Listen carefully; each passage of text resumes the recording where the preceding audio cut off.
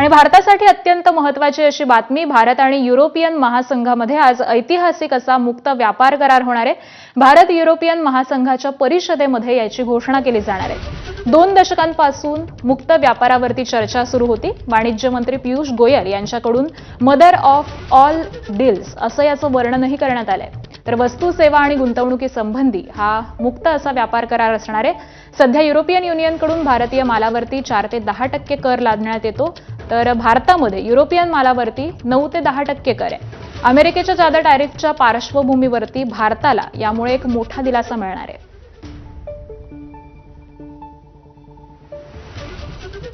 आणि भारत युरोपियन महासंघामध्ये कशा पद्धतीने व्यापार होतोय तो देखील आपण ग्राफिक्सच्या माध्यमातून जाणून घेऊयात. 2024-25 मध्ये 136 अब्ज डॉलर्सचा वस्तूंचा द्विपक्षीय व्यापार झाला.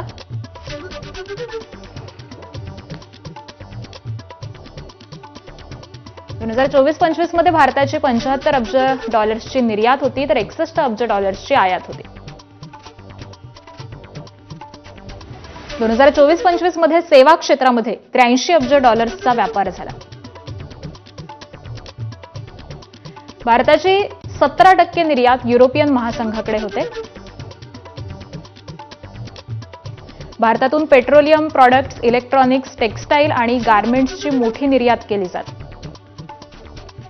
Missionary, computers, pharmaceuticals, organic chemicals, पोलाद व्यापाराला यामुळे फायदा होणार आहे. भारताच्या ज्वेलरी आणि जेम्स, पादत्राणे, कॉफी निर्यातीला मोठी बाजारपेठ मिळणार. व्होक्सवॅगन, मर्सिडीज बेंज आणि BMW या गाड्या भारतामध्ये स्वस्त होणार.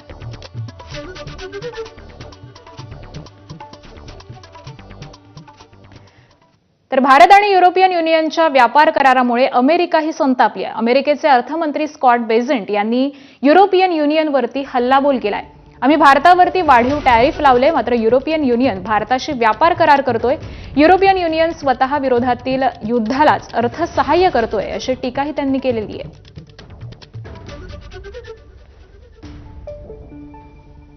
U.S. has made much bigger sacrifices than the Europeans have.